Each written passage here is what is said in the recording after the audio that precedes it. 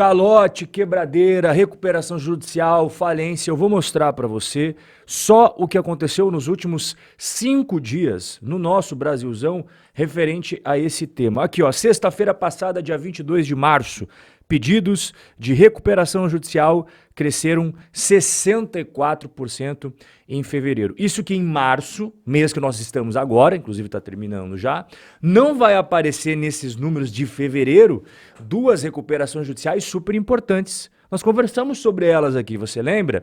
Dia 11 de março, o que aconteceu? Recuperação judicial do Subway.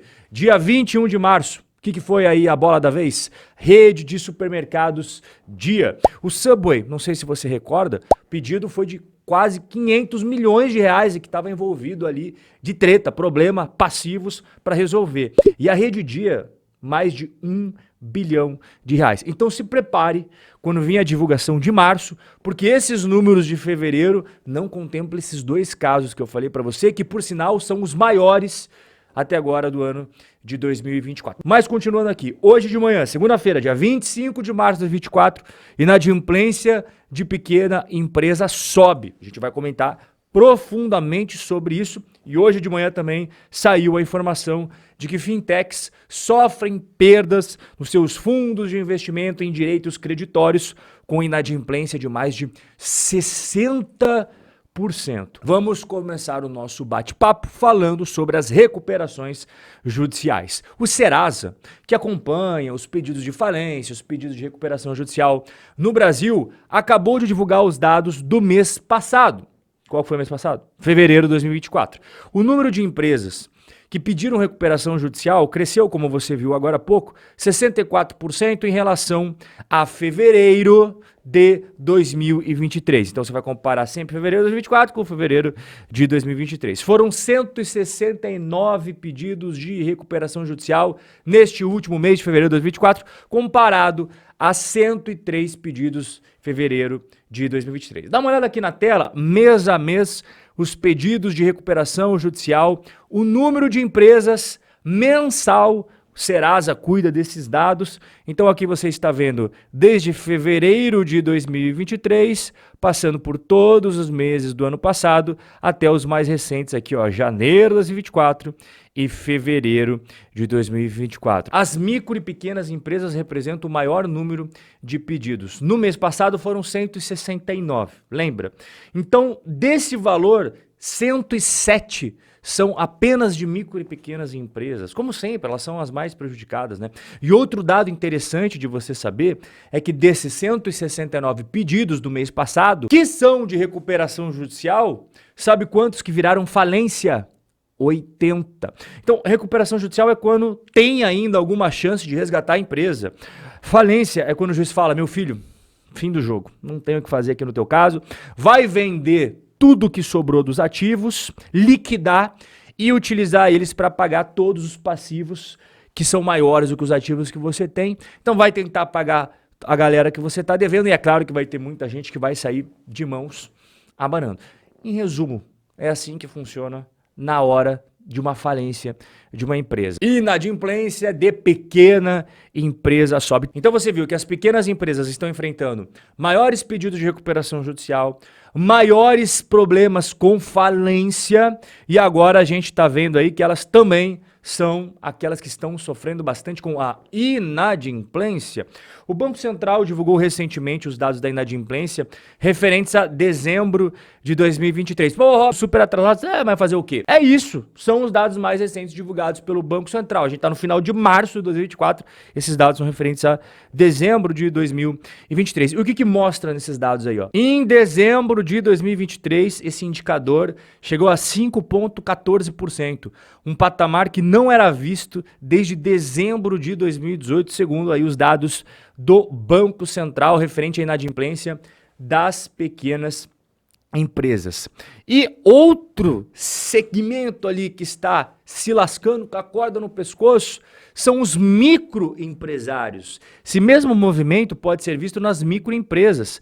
A inadimplência fechou em 2023 4,67, patamar mais alto do que em 2022. Tivemos um pico em julho de 2023 de quase 5, né? Foi 4,87.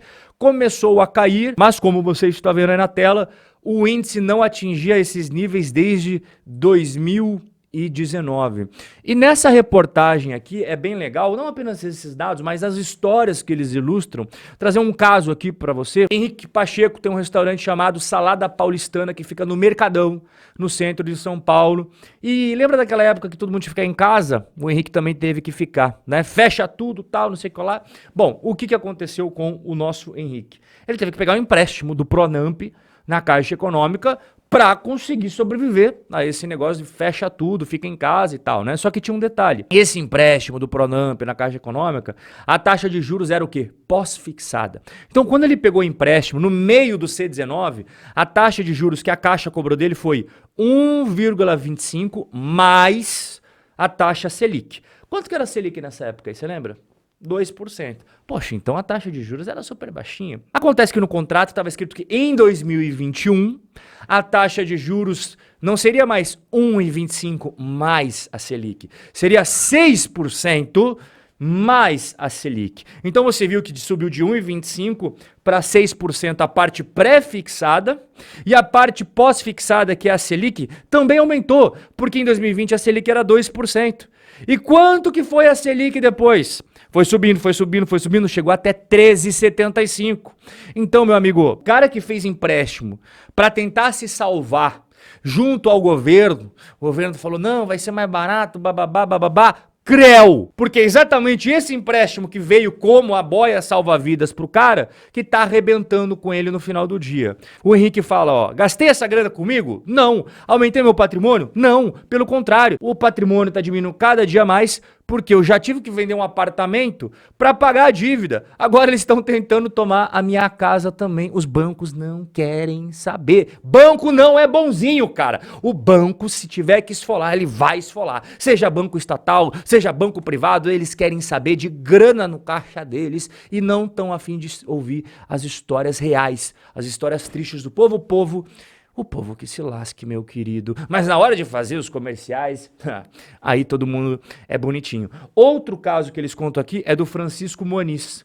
Ele também é um pequeno empresário, pegou um empréstimo com o Pronamp lá atrás. Ele tinha 4 lojas de pizza, hoje só sobraram 2. E ele ainda teve que voltar a trabalhar em outra profissão, nada a ver ali com o empresário do ramo de pizzas, que é engenheiro civil, que é a formação anterior dele, né? Só para conseguir bancar as dívidas daqueles empréstimos que ele tomou durante a época do C19. Ele até conta que conseguiu pagar algumas parcelas do Pronamp, depois não conseguiu mais, as taxas de juros foram lá para cima e tal. E o que está acontecendo agora? Estão tentando penhorar o apartamento que ele mora. Isso a mídia não te mostra. Isso não chega até você. O que chega até você? O Brasil tá indo bem, tá todo mundo prosperando, tá todo mundo ficando mais rico. Será mesmo?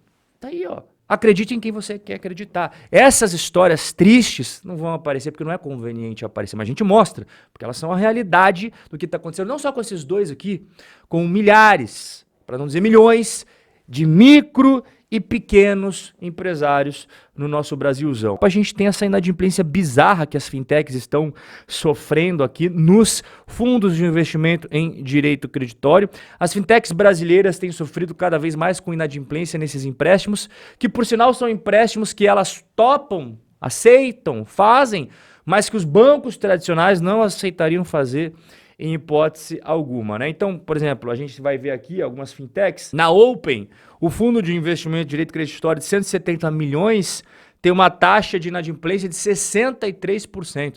No ano passado, a Open comprou a Bis Capital e ocorreu justamente porque na Bis Capital, o seu fundo de investimento de direitos creditórios estava com índice de inadimplência que chegou a 90% em janeiro. A Nexus é outra fintech, uma plataforma de empréstimos peer-to-peer, fundada lá em 2016, também tem o seu FDIC, que acabou sendo liquidado em 2022, justamente devido à alta inadimplência. Bom, somando tudo que você viu até agora do nosso bate-papo, qual que é a conclusão? Qual que é a perspectiva daqui para frente?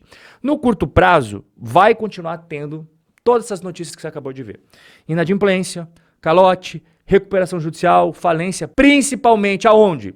Anote, microempresários, CREO, pequenos empresários, CREO, e um nível menor, as médias empresas. Os juros ainda estão elevados, eles estão caindo, é verdade, mas essa queda ainda não foi o suficiente para ajudar os micro e pequenos empresários. Vai demorar mais tempo e as perspectivas de crescimento econômico para o nosso Brasilzão em 2024 não são das melhores. Então, no curto prazo, não vai mudar. Agora, no longo prazo, essa situação vai passar. O problema é que muitos empresários não vão aguentar passar, tá? Principalmente quem? Os micro e pequenos empresários. Muitos já estão fechando as portas, muitos, você está vendo aí, ó, estão tendo os bens penhorados, estão tendo tudo que os caras têm tomado pelo banco, só ficando com a roupa do corpo e olhe lá.